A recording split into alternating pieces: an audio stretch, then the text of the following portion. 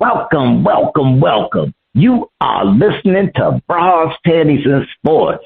The preseason is over, but the drama continues, especially in Dallas.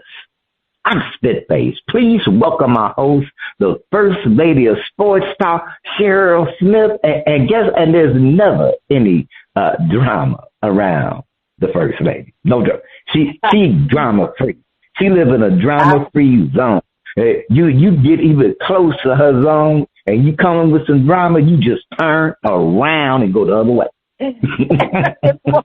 Good morning. Well, let's just put it this way. There's enough drama in Dallas that nobody else needs any drama, including the soap opera. I'm looking at my little teams that I like. And First Lady, you right. They just have no near level of drama that be going on in Dallas.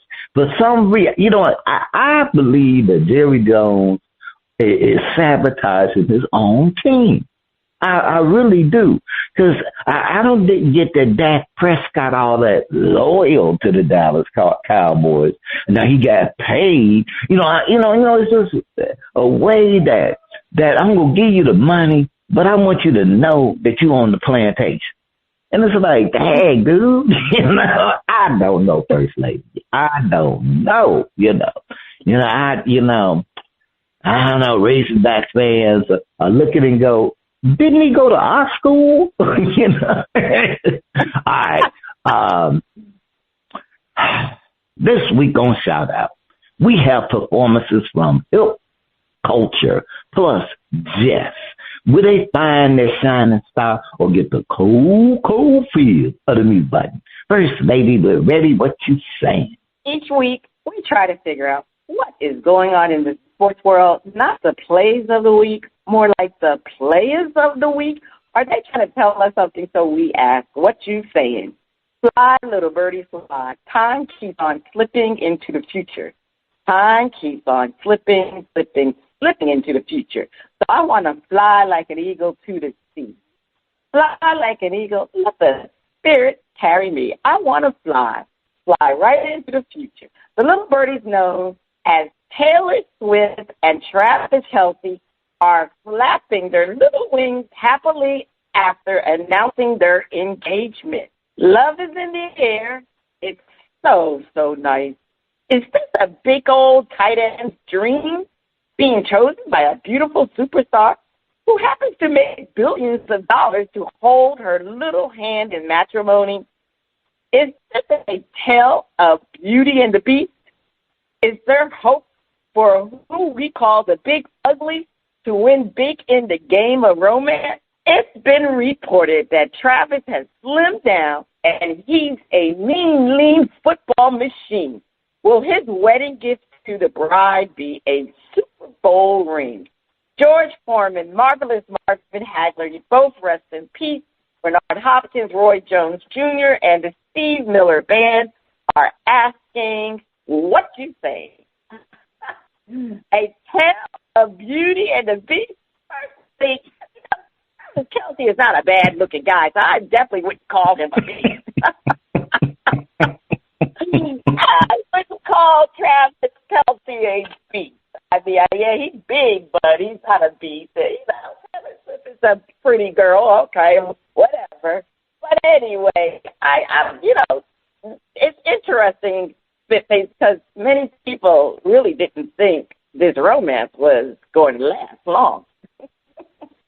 Really didn't think it was going to last long. And you want to know why they didn't think it was going to last long? Because of Taylor Swift's prior relationship. This woman, First Lady of Sports Talk is going to go there. Let me go there. I want to take some time to go over this woman's relationship. She dated Joe Jonas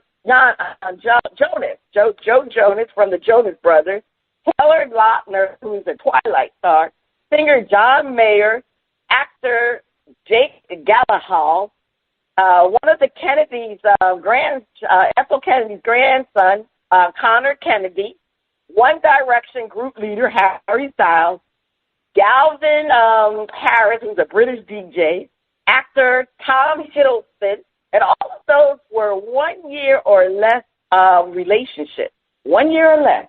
Now, she did have a very, very long-term relationship for 6 years with soccer star Joe Alwyn, and many people were very stunned that they broke up. And then in 2023, she had a brief relationship. It was a summer relationship with singer Maddie Healy, and she met Mr. Travis Kelce in September of 2023. Now, he chose her because he was the one who sought after her. So, so that's why I say when she didn't choose him, he chose her. And it's interesting that her longest relationships were with athletes. You know, she typically was dating industry people like actors and singers, and her longest relationships were with athletes. So maybe it was meant for she and Travis to be together. And this relationship, I mean, what can you say? The relationship has been extremely, extremely positive for the NFL. Last season, it's been the highest regular season in season for female viewership in over 20 years. There's been a significant increase in teenage girls and women from the age group of 1849 watching the NFL. The Kansas City Chiefs viewership with women has increased. The NFL reported that the Super Bowl, was it Super Bowl 58? That was last Super Bowl, right? 58 was the most watched broadcast since 1969 because of Taylor Swift's presence at the Super Bowl. There was 123.7 million average viewers. So, it's easy to say that the NFL is glad Taylor and Travis are engaged. I mean, because, you hear average, avid sports people, they really got sick, especially pundits, they really got sick and tired of the NFL. Every time the Chiefs were on TV, they would always zoom in on Taylor. Well, there's a reason why they did that, so they can show her at the game. And so the NFL is all about making money, and they knew she was a cash cow. And she got millions and millions of followers. So that's the reason why they did that. And trust me, it definitely paid off with them. So, kudos to them. Now, as far as Travis, he did not have a great season last year. His stats were down in a lot of areas. So, I'm going to correlate the reason why he had bad numbers last year because he was chasing Taylor around the world on her tour. Now, he attended several concerts during the summertime. So did he get ready in the summertime like most of the athletes do? No. He did attend one concert during the regular season. So, that's a little bit wearing, you traveling all around the world. I know he got private jets and everything, but still, that, he was not paying attention to his conditioning and to being focused on football because he had to get Taylor. So now that they are engaged, I expect him to have a great season this year. She's not on tour, and he doesn't have to woo her anymore. So, I really think that Travis is going to have a great season. Because let's face it, Travis is going to be 36 years old in October. So this may be his last season with the Kansas City Chiefs. I got to look at his contract. I'm not sure what his contract. I know he did get it extended at one point, but I'm not sure if he's on the final year of his contract. But at 36 years old in October, I don't think he's going to be playing too much more. Now that he's engaged, that's telling signs there, too. So, it's positive. They're a cute couple. Everybody is just all involved with their relationship. And the good thing about it, it survived. It survived all of this. So hopefully they'll have a successful love story. All right, Skipface. How you feel about Taylor and Travis? I'm glad they happy. I am so glad that they happy. So they can get married and suffer like the rest of them are married for years. No, I hope they have a great marriage and a lot of joy. And I feel like this. I'm marrying Taylor Swift. Ooh, Taylor. I got $10 million left on that contract. Here's my contribution, babe. A little money. Like here, can we put this in the cookie jar? But that Kelsey is the body and time. Okay, 36, brother. Do what you want to do. The condition your body is in, even with top conditioning today. And it is not the same. And I'm like, ride out on top. Ride out on top. While stats are still good, everything is happy, and your health is fine. Now, and given that I don't care how much money is left on that contract, you are marrying Taylor Swift. She got you. She got your back. I don't think you're going to have to worry about making that car payment. She got you, bro. And, it's interesting you pointed out that her longest relationships have been with athletes, for whatever length that might have been. And to me, that just tells me that at the heart, she's just an American girl. That high school sweetheart.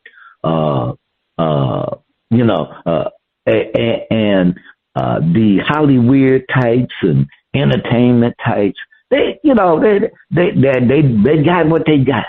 But they ain't like that guy on the football team that you all sweetie over. And so I go, dreams get fulfilled. And I will call this a tale of Beauty and the Beast, because he a big person. The average people, he a big ass beast. No, and I'm not referencing by his looks. Just that you're big ass tight end. This big guys, and coming down the field, they don't look all sweet. They look like, damn, he gonna run me over. So it's a compliment. It's a compliment. But my man went after his desire, and in the game of romance, carry out. But you will not be giving her a new Super Bowl ring. Might give her one of the ones you already got, but there will be no new Super Bowl. The Kansas City Chiefs will have a great season. They are not going to the Super Bowl this year. No, they're not. They are not going, and they're going to go out kicking and screaming, but they're not going. That's what I'm saying, First Lady. All right, so you don't have them going to the Super Bowl. Well, I did look up. Travis' contract does end this year, 2025. So this is the last season. So I haven't heard any negotiation. He hasn't even asked for any renegotiations or anything. So it looks like this will be the swan song. So we'll see. He's making plans for the future. We already know Taylor is a billionaire. So you don't have to worry about money, but I guarantee you, I hope Taylor, girl, you better make sure he signed that prenup, because you are worth more than Travis Kelce, all right? You got to be financially smart. That's all I'm saying. All right, Skipface, over to you. Don't call it a comeback. I've been here for years, rocking my peers and putting suckers to bed, making the tears rain down like a monsoon, listen to the bass go boom. Explosion, overpowering, over the competition, I'm towering. Wrecking shop when I drop these lyrics that'll make you call the cops. Don't you dare stare, you better move. Don't ever compare me to the rest that are all get sliced and diced. Competition paying the price. I'm gonna knock you out, huh? Mama said knock you out, huh? We are talking about the knockout punch to the career of Shiloh Sanders after throwing a punch in a preseason game. Shiloh Sanders, the son of Hall of Fame cornerback and Colorado head coach Deion Sanders, was waived by the Buccaneers on Sunday. Shiloh went undrafted out of Colorado before spending the offseason with the Buccaneers, where he did not make the final 53-man roster. Shiloh was notably waived after getting ejected for punching Bills tight end Zach Davison, which head coach Todd Bowles called inexcusable after the game. Leroy Satchel Paige, Walter Buck Leonard, and James Cool Papa Bell are asking what you saying. Shiloh. You know, Shiloh, not that anyone has to tell you. I know that if there were probably, I can't say I know, but I put money that the moment it happened, you immediately regretted it. I know you wanted to turn that fist around and hit you in the face before it happened, but it just didn't go that way. It got extended out. And but I feel that second, you were like, oh no, I did not want to do that. And but that is not how it rolled. How it rolled is that you did it, you punched them, and with all the regret, it's right there. Now, the other aspect to look at is that the question of you being NFL talent at the level where either on the practice squad or on the regular squad, a team feels you're NFL ready, or with a little work, you'll be there. And that is just how it is. So, your college play, while notable, just wasn't at that level where, darn near automatic, like you got drafted in the first 3-4 rounds. You were not at that level. But that doesn't mean that you aren't at NFL level. That the two do not necessarily exclude each other. So you may be NFL level, and it's does the team want to invest in you? Because they go, hey, well, here's some areas of improvement that once made. Oh, you clear, you in. Do they want to invest in that? And apparently, you may be back on the Buccaneers. They liked a lot of what they saw. So you got that going for you. And it's been reported that you have been totally appropriate. You've been totally appropriate, as far as appropriate as you can be. And that everyone, the folks in the building, they're like, they can see it. So we can't predict how to turn out. I wouldn't be surprised if Shiloh is on the Tampa Bay Buccaneers. First Lady, what you saying? Well, to be honest with you, I'm not really sure why people were so surprised that Shiloh Sanders was waived. First of all, he went undrafted in this year's draft. So let's not get it twisted. He was never considered a top college player at the safety position. And let's face it, Todd Bowles didn't like the fact that he threw that punch. And to me, when you're an undrafted player and you're on the borderline of making a football team, you have to refrain from those type of antics, because those types of antics will get you kicked off the team if you are being considered being on the team. And, you know, when you're on the cusp, like I said, you need to tread lightly. You need to make sure you do all the right things. And it was just such a bonehead move by him. And, it's unclear if he had not thrown the punch, would he have still made the team. But to me, during that punch definitely put a nail in his coffin. Now, I'm going to say this, like you said, there was talks about him maybe being brought back, because they said something about they only lost $1,000 and something with him being taken off. I don't know. It was just something a very low number. But I don't know if he's going to make it back on the actual 53-man squad, but he can definitely be on the practice squad.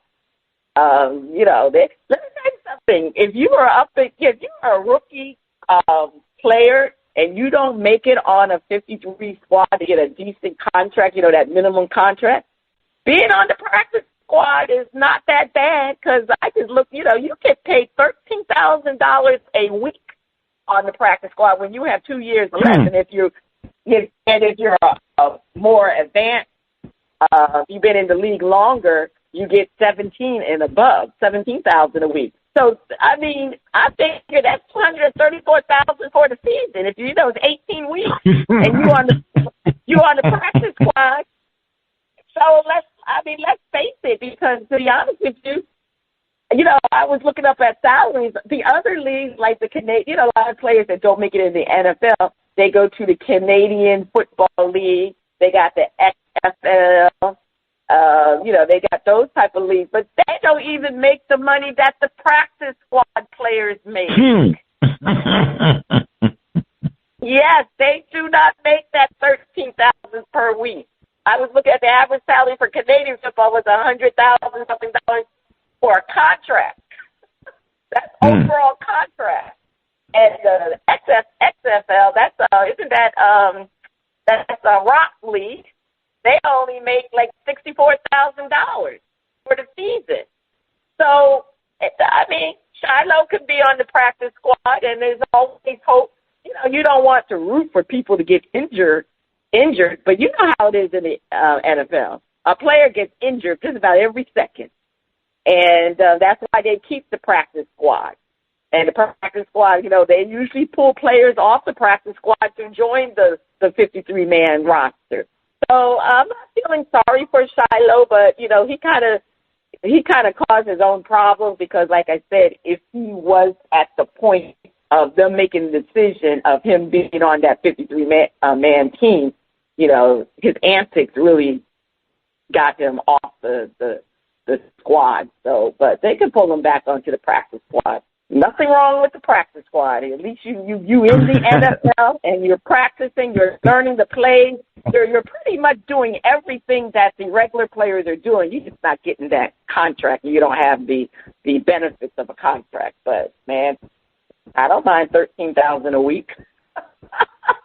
and look at this, you're $13,000 a week, and you're only doing practice. With Allen Iverson said, you're talking about practice. We're talking about practice.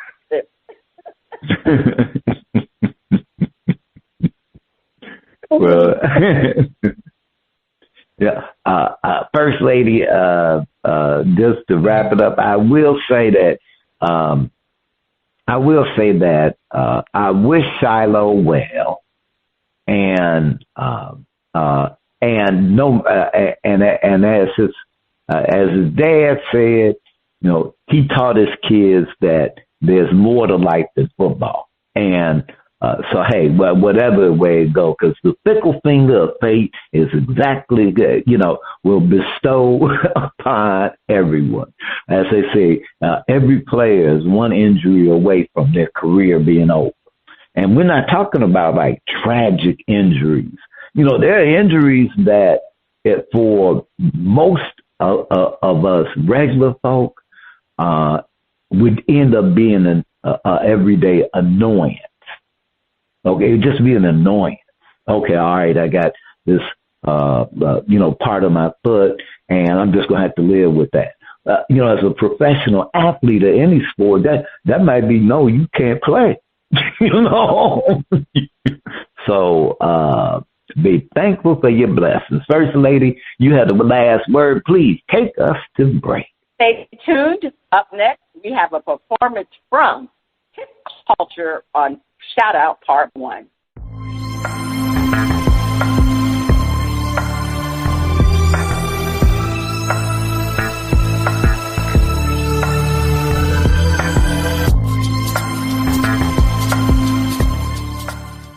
The music flows in from around the globe to get a shout out from the panel. First Lady, I can't wait to hear the music from Hip Culture. Shout out, we feature new independent artists who are looking to find their shining star. If we like what we hear, we'll give the track a shout out. If we don't like it, we hit the mute. On the first part of shout out, we are featuring music from Hip Culture out of Stokesville, Canada, and their hit album, King of Hearts. All right, DJ, let's hear the title track from King of Hearts. I met the Queen of Hearts the other day. She said the Mad Hatter had lost his way, and the White Rabbit smiled and said he's here to stay. Where was Alice on that day? My world is turning round and round. I'm searching for a way back down. I'm going to call on the King of Hearts to save me. Purple lines keep me company. I saw Hansel and Gretel just yesterday. They shut the door and said I couldn't stay. They were laughing with the Wicked Witch. I didn't mind because she's such a bitch. My world is turning round and round. I'm searching for a way back down. I'm going to call on the King of Hearts to save me. Purple lines keep me company. The lesson here is simple and true. Good can win when you see it through. Hold on to faith when hope feels gone. And love will guide you all along. King of Hearts fought brave.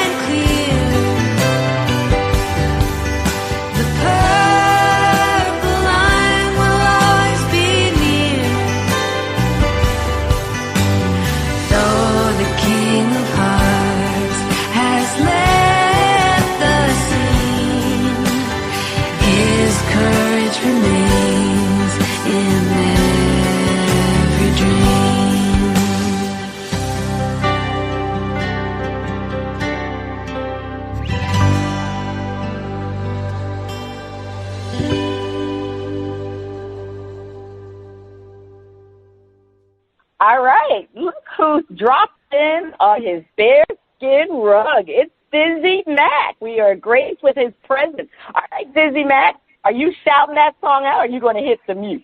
I'm a give it a shout out. It was a nice mellow groove, and I was kind of in that groove. So yeah, I'm a shout it out.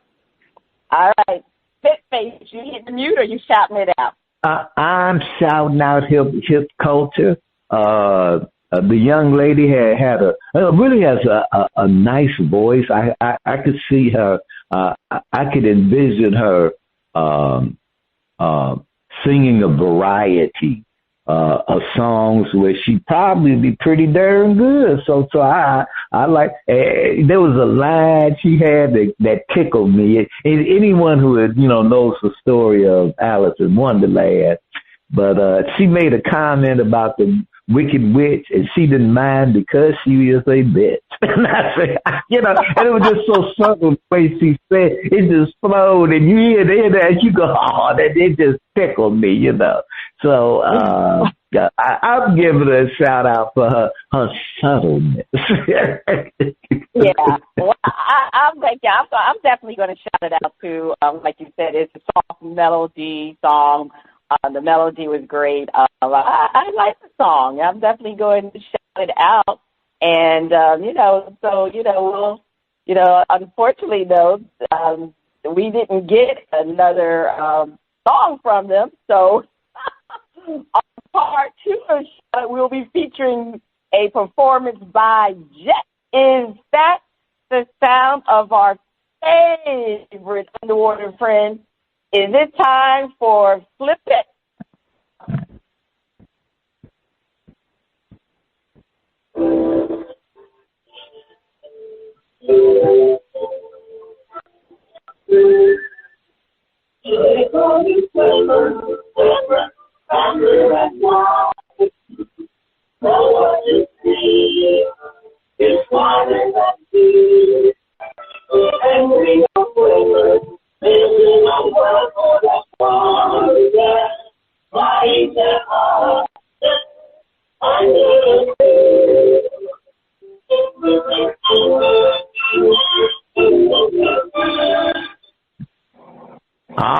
All right. Time for Flip It.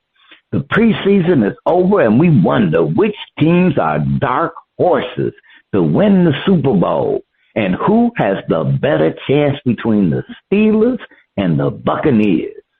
Defend. The Steelers are a dark horse to win the AFC North with a strong defense and a quarterback playing out his mind. They have a better chance than the Bucs. First Lady Dizzy Mac, I'm looking at the situation, and that bad man has one act for redemption. The past couple of seasons, after he left the Cheeseheads, things have not gone, smoothly. And perhaps the toughest division in football, the AFC North, with the Ravens who will beat you up, the Steelers who will beat you up, the Bengals who they'll just score all over you, And every now and then, the Clevelands will sneak up on somebody, the Browns will sneak up on somebody, but some kind of way they end up with a winning record, and I believe that division is going to be super competitive. The Bengals going to be right there in the mix, and it's going to come down. It could be it's going to be the Ravens are not going to just ride roughshod over the AFC North. It ain't working out that way, not this season. And Aaron Rodgers is going to play like a man on fire. Watch out. Aaron Rodgers this is do or die time, how he going to go out. So, yeah, they will now. The Bucks, my man Baker Mayfield. I'm a Baker Mayfield fan because to me he's one of the people who he was a step away from the trash heap and rebounded. So I like a rebound story. So but Baker plays in NFC South. And the NFC South is mass confused. Mass confused. So I expect out of that mass confusion that the Bucks with Todd Boyles, they have more organization and togetherness for their team than the rest of that division. Even Atlanta, who's getting back, no. So they'll rule over them. But once they get in the playoffs, they still got work to do. Dizzy Mack, the Steelers have a stronger chance to win the Super Bowl than those Bucks as a dark horse. Well, Spurs lady, it's all about the emotion. And Mike Tomlin has the emotion. They will hit you on the defense. I think their ability to get the turnovers will push them over the edge, and their ability to use that fiery instinct of Mike Tomlin, T.J. Watt, Hayward, I think they will manage to help put Aaron Rodgers in a good position when they turn the ball over and put him in a position and give him the option of being able to go deep. He still has his arm. So putting him in a position to play fake, to run, and go deep over the defense will key them. Now, Todd Bowles, I don't have nothing good to say about Todd Bowles.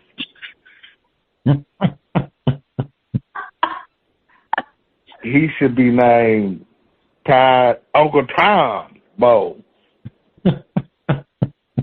He has no guts, so that will produce no glory down there in Tampa Bay. I know I have a brother-in-law that's a Tampa Bay fan.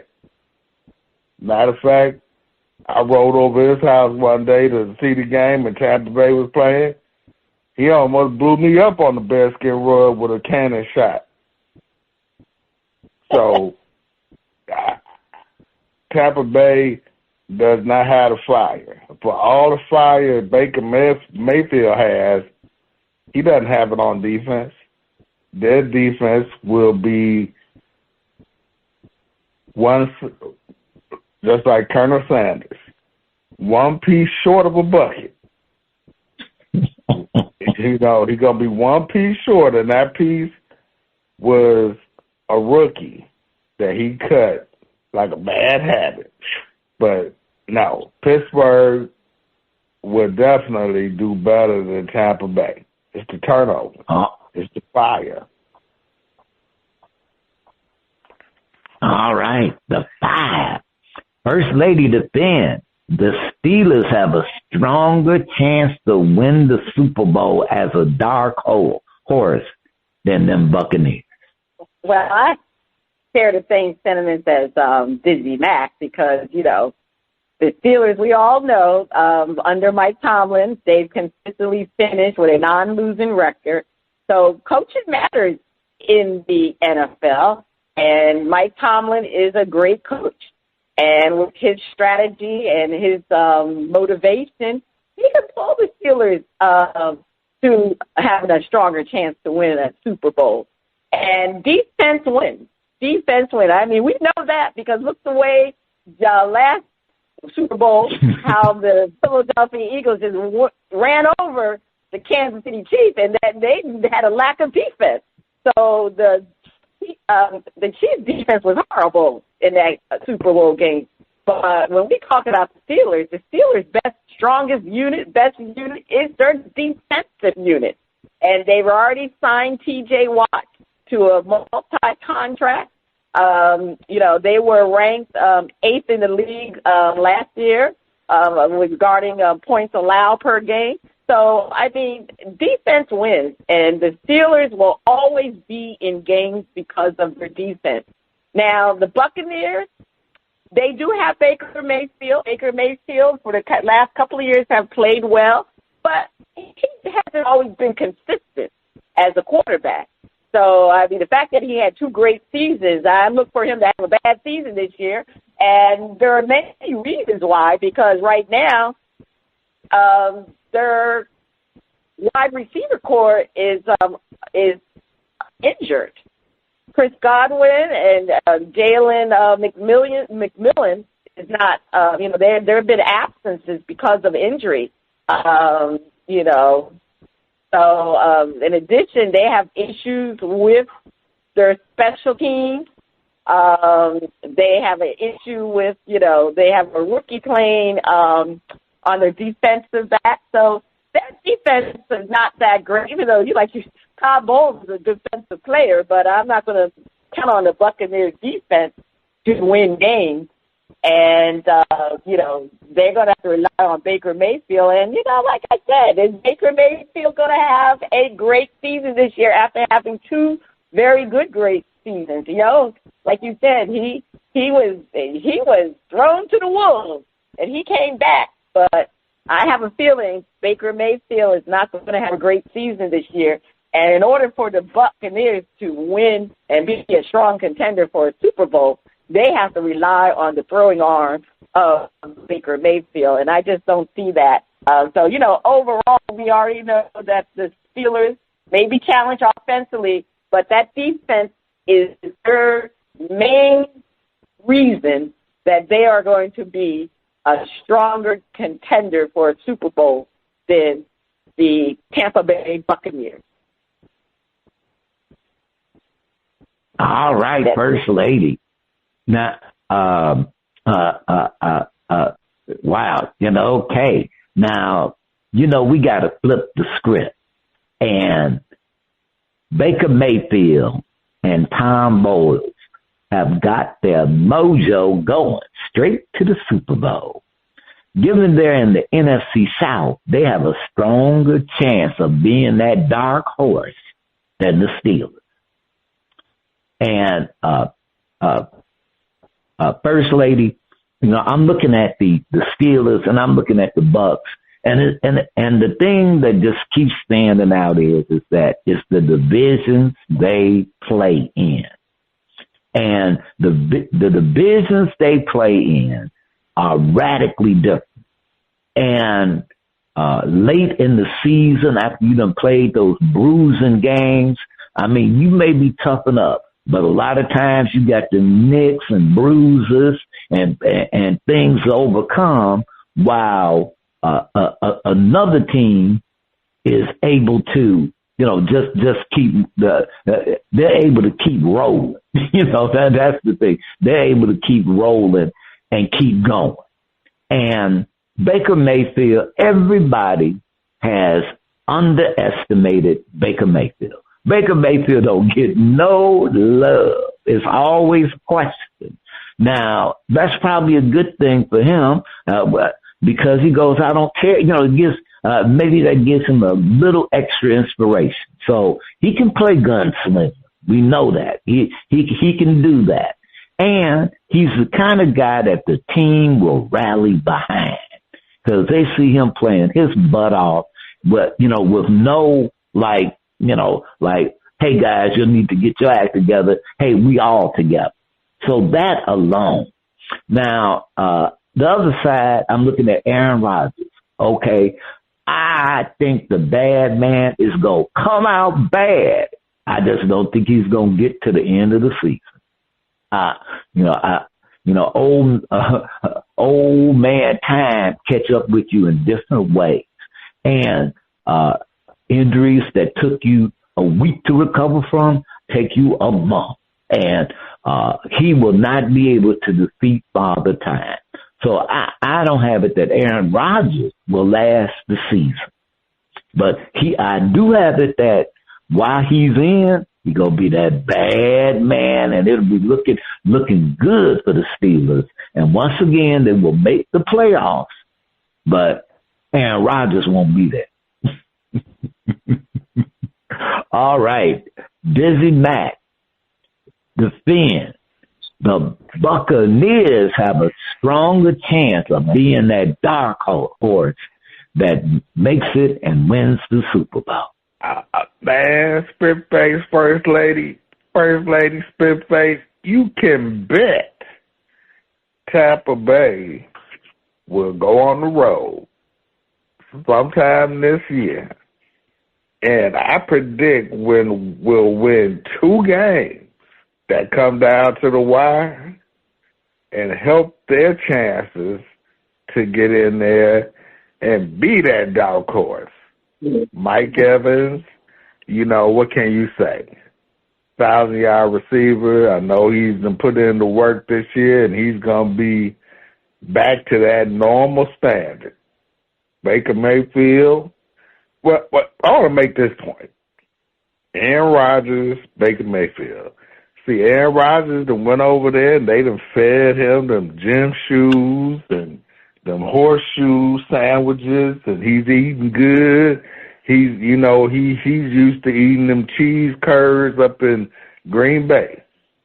But them cheese curds taste good with them gym shoe sandwiches, them horseshoe sandwiches, all the Midwest sandwiches, them put those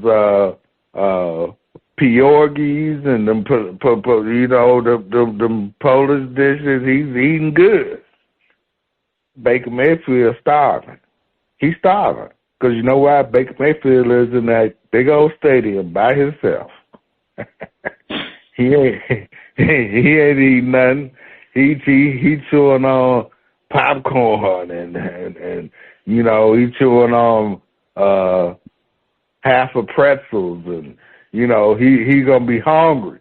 But they'll pull out 2 games that will help them.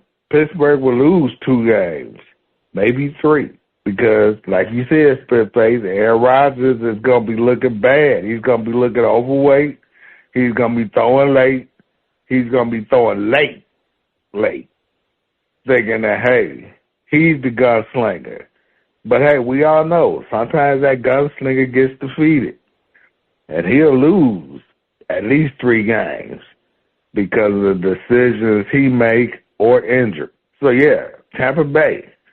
I still go by my brother-in-law's house. We'll shoot that cannon together from the bearskin rug. All right, cannon fire. First Lady, the Buccaneers have a stronger chance of being the dark horse that wins the Super Bowl versus the Steelers. Oh, yeah. I mean, let's face it. I mean, Tampa Bay is in an easier division than the Pittsburgh Steelers because the AFC, we know that's a beast of a division. They got the Ravens. They got the Bengals. I mean, we know they don't got to worry about the Cleveland Browns. But still, the Cleveland Browns is not an easy out for the Steelers either. So, those are rivalry games. So, they played them twice. So that's 2 times that they can lose. So let's just say that Tampa Bay has an easier division, and they've won the division 4 consecutive seasons. 4 consecutive seasons. So when you win a division 4 consecutive seasons, you're put in the ability that you don't have to play in a wild card game. So by just being in winning the division, that's a better chance for them to win a Super Bowl. They have less games to play in the playoffs, okay? And I don't see anything different this year for them not to win that division. Yes, Baker Mayfield, he is an underrated player when it comes to people believing in Baker Mayfield. They've always had strong offensive talent. They still have Pro Bowler Mike Evans, and even though the other 2 are kind of hurt, but they'll come back in the season. And Jalen McMillan, he's a emerging star as a receiver. And then you have they got a good running back in Bucky Irving, and they just have a much more favorable path to the playoffs. Now, when we look at the Steelers, what are we talking about? We're talking about Aaron, old man Rodgers, old River and Rodgers. Aaron Rodgers is too old now. So is he going to have a comeback year? I don't know. We've been waiting for him to have a comeback year. Last year, he didn't do well. And as we had already stated that is a brutal division for any team to play in, even though Mike Tomlin they're not going to have a winning record. I think this might be the first time that Mike Tomlin may have a losing record in his career because the Bengals have gotten much better. Joe Burrows is healthy, and we already know about Lamar Jackson and the Ravens. So I just think it's such a brutal division. I just don't see why the Steelers would have a better chance at the Super Bowl than the Buccaneers. And the sad part about it for Aaron Rodgers is that one of the weak parts of the Steelers' offense is their offensive line. So that's going to be a major, major problem. And on top of that, the Steelers have a very, very tough schedule. See, when you have a winning record, it makes it difficult because that means you're going to have a tough schedule. And their schedule is definitely tough, and they have the division games are going to be the last 8 games of the season. That's going to be really, really tough, and that's why I think this is going to be a year that Mike Tomlin, for the first time in his life, will have a losing record. So it is definitely, when I look at this, I have to say the Buccaneers, even though they got some issues too, but no, they're in a better position to win a Super Bowl than the Pittsburgh Steelers, most definitely. All right. First Lady, you had the last word on that. Over to you for more flipping. Sam Darnold went to the Seahawks, and Geno Smith went to the Raiders. Who will have the better season and the team have a better record? All right, Fitz and Dizzy Mac, let's defend this. Sam, I am, green eggs and ham, Darnold will have a better season and team record than the Raiders. Dizzy Mac, defend. Oh, you know, Geno Smith throwing for about 4,500 yards this year. He's going to do his thing, spinning it. Ashton Genty, he's going to be running for the total of 1,400 yards. And, Geno can do it. He's a pro in his league. He can throw it. He can spin it. Sam Darnold was last seen covering his ears, crouching down, looking lost, in the hail of explosions that was going around his Minnesota team that he tried to lead to nowhere. He tried to lead them to nowhere. He couldn't lead them out of a paper bag last year in that playoffs. So no. I think Geno Smith under Pete Carroll will be let loose, and he will have about 45. Dizzy Mac, I don't mean to interrupt you, but you're supposed to be defending Sam Darnold's going to have a better season than Geno Smith. Well, it's the redemption tour. It's the redemption tour for Sam Darnold. Sam Darnold has been let loose out of that paper bag that he was in Minnesota, and he will go up to Seattle and have them Seahawks ride. He'll be able to throw. He'll be able to go. He'll be able to mow down opposing secondaries. And in Oakland, it's going to be tough sledding that first year. Ashton Genty is going to be bottled up, so they're going to be trying to depend on Geno. And, Geno is just going to be throwing to the wrong color jersey.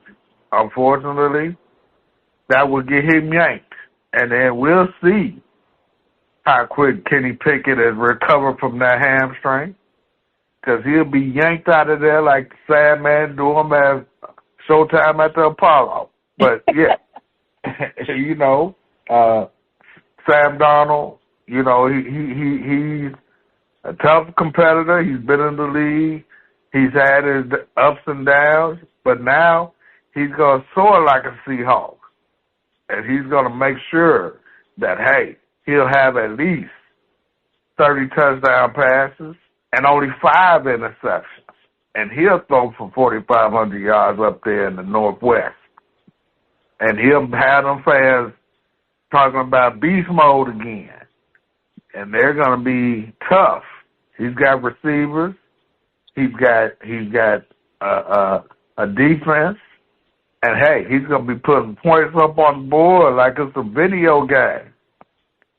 Unfortunately, you'll see Geno Smith walking around the casinos, looking to have luck on the penny slots.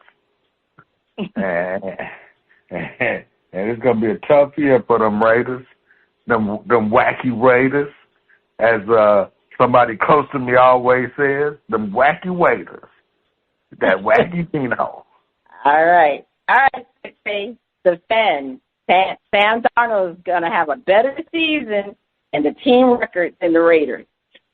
First Lady, Sam Darnold is weird.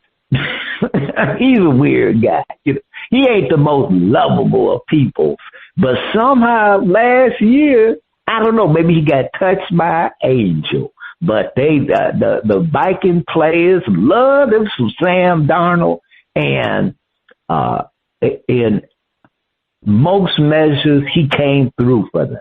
Now, in the playoffs, it went the way it went.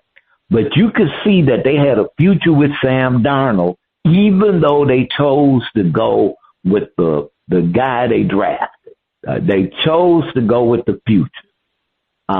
Sam Darnold has some good playing years left in him where he can be the starter for a team. And he's the starter for the Seattle Seahawks.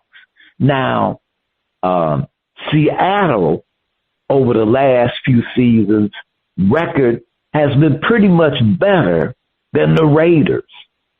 So the Raiders are going to be a much improved team. But the Seattle Seahawks are going to be a much improved team as well. And given all things equal, Sam has a little more to work with because the team is a little more steady and balanced. And basically, the team be getting off and really being competitive at the beginning of the season, and then they just melt at the end of the season. So Sam will bring that stability they need to get over that hump. The Raiders, as I said, they will be greatly improved, and part of that will be because of Geno, because a familiar coach, they'll have a little stability. It's just that right now they still getting their pieces together and on the right track. Now next year, and not a maybe next year, next season when everybody has some seasoning, Raiders fans will be all right. That's what I'm saying, First Lady. Okay. All right. Now, let's put it this way. Sam Darnold, like you said, he's on a redemption tour. He is going to continue to do well. You have to just feel good about Sam Darnold and give him some kudos because the Jets didn't believe in him. He wasted years there. Then he went to the Carolina Panthers, and they just tossed him aside like a piece of old tire or something. I mean, they just really tossed him aside. And Minnesota really gave him his footing. And the thing about it, he got that position because of the fact that J.J. McCarthy got injured. So Sam Darnold was able to win that quarterback position, and look what he did with it. He finally became the quarterback that everybody thought he would be out of college. So why would we think that he's going to change? I think he has finally found what works for him. And I think the fact that the Seattle Seahawks wanted him, I mean, they gave him a good contract, and it's a good situation for him. I mean, the Seahawks, they got a good running game. I mean, he's going to have protection. I mean, Geno Smith had a lot of protection last year, and that's why Geno Smith had a great year. And they improved on that offensive line. So, I expect Sam Darnold to have just as great as a season as he did last year. And the thing is, Sam Darnold wants it. He tasted success. And when you're confident, when you know you are successful and you're very confident, that means that you're going to continue to improve. So him having that magnificent year with the Vikings, it has really boded well for Sam Darnold. It increased his confidence because this man was probably one step out of the darn NFL, and he's really come back. Now, Geno had a great year with the Seahawks. So that's why we were shocked that he got traded, that they wanted Sam Darnold. But obviously they saw something in Geno that wasn't setting right. But we all know that Geno's going to be with his former coach. And Pete Carroll, love him some Geno. However, we're talking about the Raiders. When is the Las Vegas Raiders ever going to be able to have a successful season? Something always goes wrong with the Raiders. I know you are a Raiders fan, Dizzy Matt, but we got to talk about those Raiders. They just, for some reason, cannot do things the right way. And it's just a shame. I mean, it's such a great organization as far as years being in the NFL, but right now the Raiders have always been on a decline, and I just see Seahawks having a better chance with Sam Darnold as their quarterback than I do the Raiders with Geno Smith as their quarterback. Because, Geno Smith could be inconsistent a lot. And even though he had a great season last year, I don't see him having a superb season this year. Because one thing Pete Carroll loves to do, Pete Carroll loves to run the ball. So we already know that Geno is not going to have situations where he could pass the ball a lot. And that's what he needs to do. So I don't see him having a great season, and I don't see the Raiders having a great season with Geno as their quarterback. So I really think it's going to be Sam Darnold and the Seattle Seahawks. All right, this is Flip It. So we're going to flip the situation here. Geno is matched with a coach who appreciates him, and Ashton Gentry. Sam I Am will prove he was a one-hit wonder. All right, Spitface, defend. Geno will have the Seahawks fans longing for him to return after Sam proves to be insufficient. And, Sam Darnold, I'm thinking about Sam Darnold, okay, and what he did and what he contributed to the Minnesota Vikings, and it was short of fantastic. I mean, really. The Vikings have had good teams for many years. They drop off every now and then, but then they perk back up and become competitive again. They're like Green Bay. They're never really like declining or things, go south, so to speak. They put some stuff in, and a couple of years later they bounce back and they're competitive. And that's pretty much their pattern. And they have built a competitive team that's been competitive for the last few years, making the playoffs. So when JJ went down and Sam was able to step in, the question was, is it more the system or the player? And usually it's a combination of both.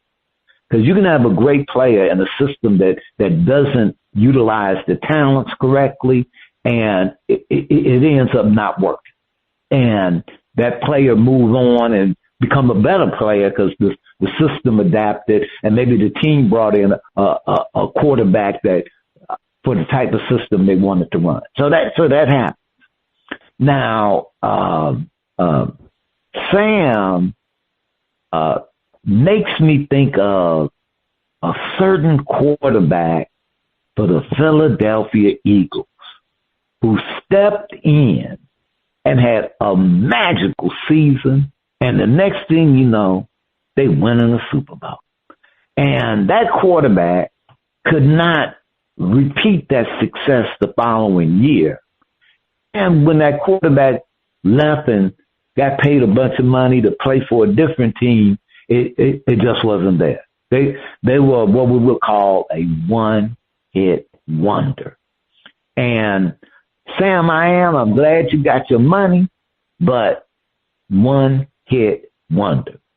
Now, Geno has been roughed around. Like I said, he was on about to be tossed on the trash heap of the NFL history, and redemption occurred. And sometimes, especially with a rebuilding team, if the coach has a relationship with the quarterback where they're stable, where, hey, Geno, you know how I want to play this. You've been with me. You see how I coach. You see what I'm trying to put in.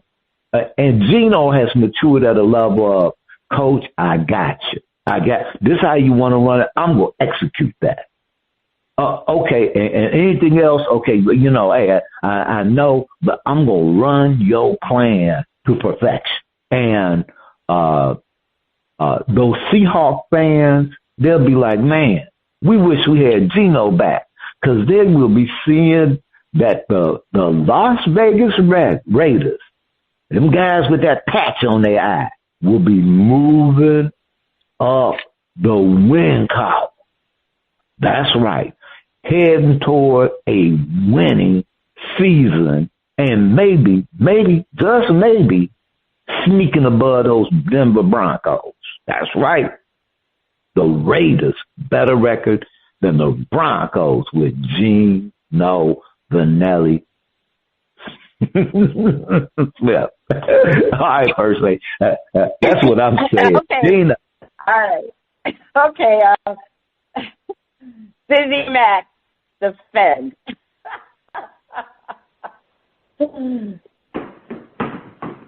Geno Smith will have a better season. Girl, I told you to move that chair. I told you I got my patch on. I got my patch on. You know it's dark in here. Or excuse me. I'm sorry. I had my patch on my eye. And you know, the Raiders got the best thing they could get. Hold on, let me take my patch off so I can see what I'm doing. Geno Smith will spin that thing. He'll bring that thing. He'll bring them playoffs to Las Vegas. I'm telling you. See, the last time we seen Sam Darnold, he looked like he had just got ran over by a Mack truck.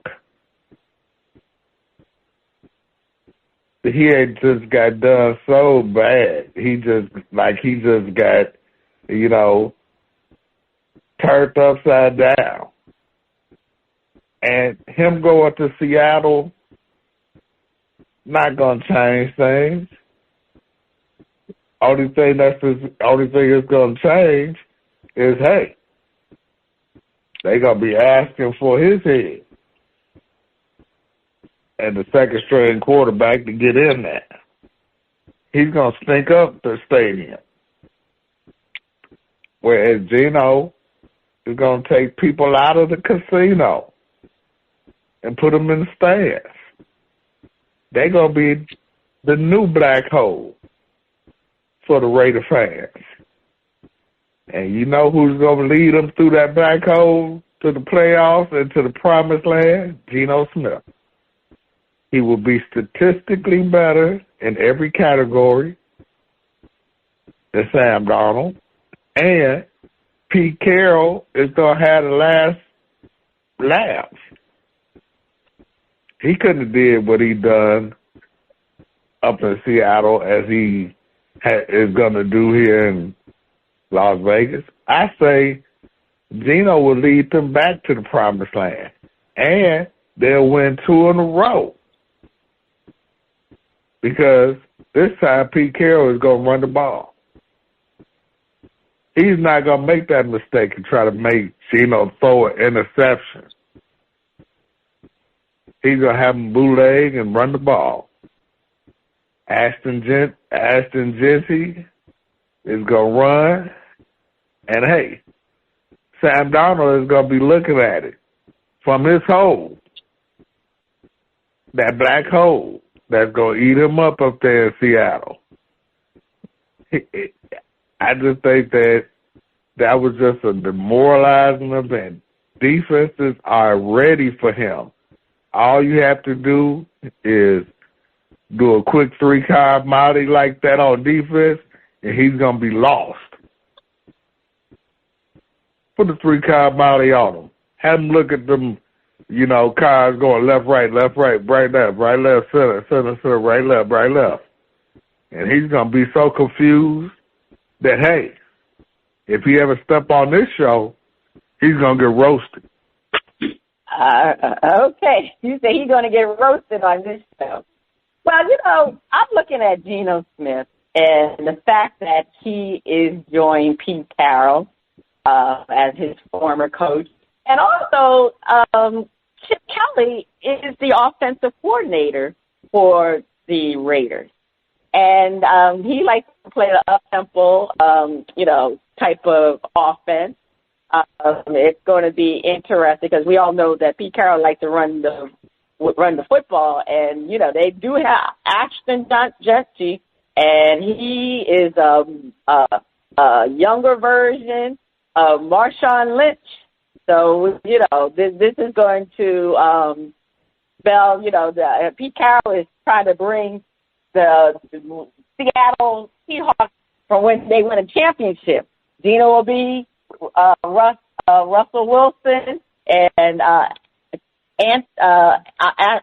Ashton Jeanty will be Marshawn Lynch.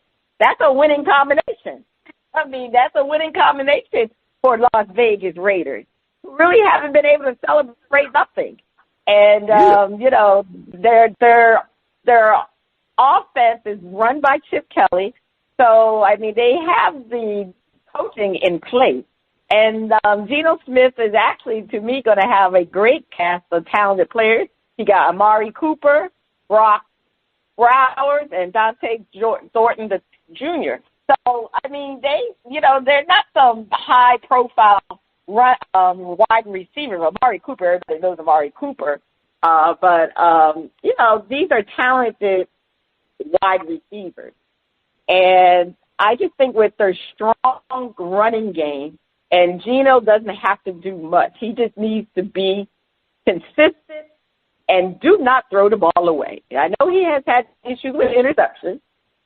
He doesn't have as many interceptions as Jameis Winston. He's not that type of quarterback, but he can get in a little trouble. Sometimes he just has to learn to throw the ball away. But he is an experienced quarterback, and I think the fact that he comes off a very, very good year, I see him really making strides with the Raiders. Now, Sam Darnold, on the other hand, he is going to a new situation. So it's going to be quite interesting how he does perform for the Seattle Seahawks. I don't think they have as talented wide receivers as Geno Smith will have. Remember, they traded their number one receiver to the Pittsburgh Steelers. So, P.J. Metcalf. Metcalf. They DK Metcalf. So to me, that's a major problem. And Sam Darnold is going to have issues because we all know Sam Darnold, like they said, he's a one-hit wonder because he's only really had one good season. So the question is, will he be able to have another great season? And that puts a lot on Sam Darnold. And that's some of the issues I think is going to happen with Sam Darnold. He is going to have a lot of pressure to perform well. See, I don't see Geno having that pressure because Geno's been on different teams. and actually have done well from place to place for a part. He wasn't that great with the Jets, but he wasn't even given a chance with the Jets, to be honest with you. But the Jets don't give anybody a chance. It seems like quarterbacks go there and they just drop dead. But Gino has a chance with the Raiders, and his coach is aware of him. But Sam, he doesn't, to me, have that surrounding coaching that really needs that he had in Minnesota. Remember, in Minnesota, he had a great offensive head coach. So that was some of the reason why Sam Darnold was able to have a great season in Minnesota. So you're going to a new situation, and as a quarterback, you got to get used to a new system. Their system is definitely not going to be the same as the Minnesota Vikings. And see, that's another issue for Sam Darnold. Whereas Gino, he's familiar with the system that Pete Carroll and Chip Kelly are going to run. Sam is not familiar with his coach's system. Now, they believe in him because they definitely chose him. They got rid of Gino, but I was going to prove that it's going to be the wrong thing to do, because I just think Seattle's offense is not going to be the same. Their offense is not going to be. He's going to be very insufficient in that offense, and Sam is going to falter. He's going to falter. It's not going to be easy for him. And unfortunately, you hate to see that since he had such a great year before. But as you say, you call him Millie Vanilli. That one-hit wonder that really wasn't even singing. So we're going to see. Sam really wasn't being a good quarterback this season. We'll see that. All right, Face, over to you. Please take us to break. All right. On the other side of the break, we have a performance from JES on Shout Out Part 2. Please keep your ears glued to those speakers. Free message.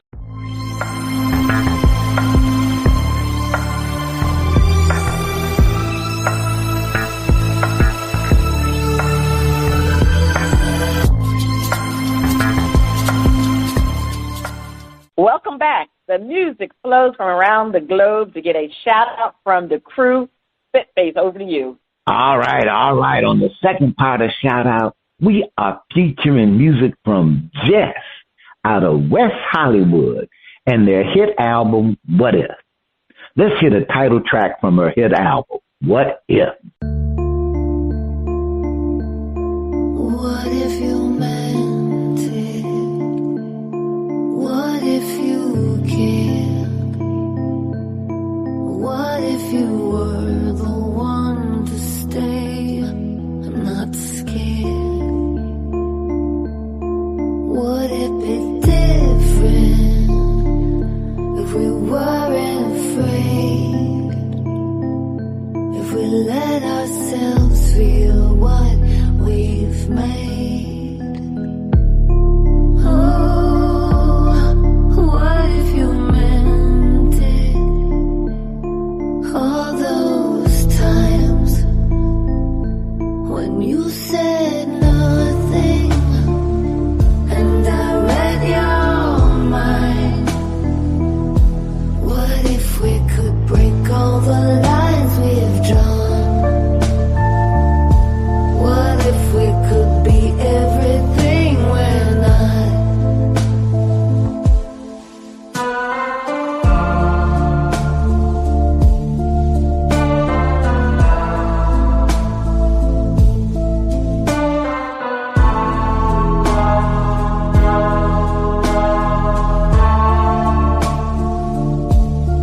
What if you meant it? All those times when you said nothing and I read your mind. What if we could break all the lines we've drawn? What if we could be everything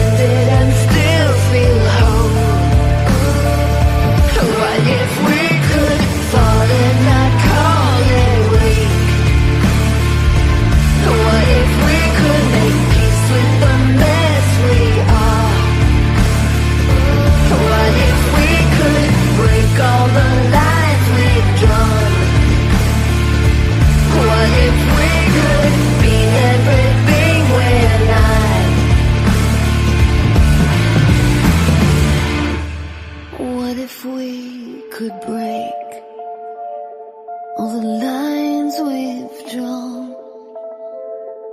What if we could be everything we're not? All right. What if? First Lady, I'm listening to What If, and obviously it's mood music, and we used to have that category called mood music, and it reminds me of a potential soundtrack for like a movie or television, more so than for entertainment listening, and depending on the mood that you're in. Now, I'm going to hit the mute button and not because it was bad. It just seems like it could have been so much better. So, First Lady, what's the verdict? Is What If getting a shout out or the mute button? I'm actually going to shout it out. I just, you're right. I like the song. I like the way her voice really meshed with the music. It was like it was like a what do you call that, mood music? But I liked the song. I liked her voice with the music. It was I'm shouting out. I mean, I'm going to shout out because I just happened to, I was listening. It was great. I liked the song. I thought her voice was good, too. So I'm shouting it out. Oh, okay. She hit your mood. All right, well, Jess, you got a split vote. Okay. Now, that is the end of shout out. You can check out Hip Culture as well as Jess on the Old Grumpy Radio Network. If you would like to be heard or have any comments, please send your emails and tracks to talent@oldgrumpyradio.com. First Lady, over to you. All right. All right. So, what is the top stories of the week? All right, Faith, your top story to watch this week. My top story is Bill Belichick and North Carolina as they open the season. This is Big Bill's first game as a head coach of a college team, and I know I'm interested to see how it goes. North Carolina. I'm sure that there are some over expectations, but I'm pretty sure that Bill will have the team going in the right direction by the end of the season. So I'm not going to overhype him like he should come in and they'd be undefeated or something like that. But I do think that they're going to have a good record and be a much better improved team. So I'm looking to see what happens, Bill. What you going to do?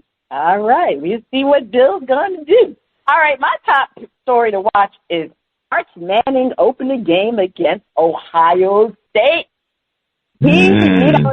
Yes, very interesting against Ohio State. He has been chosen to be the number one pick in the 2026 draft. The pundits already said Arch Manning is going to be the top pick in the draft.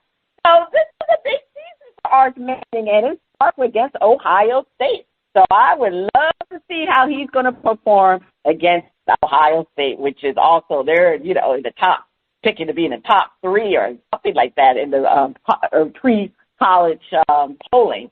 So we shall see it. I'm looking forward to Arch Manning.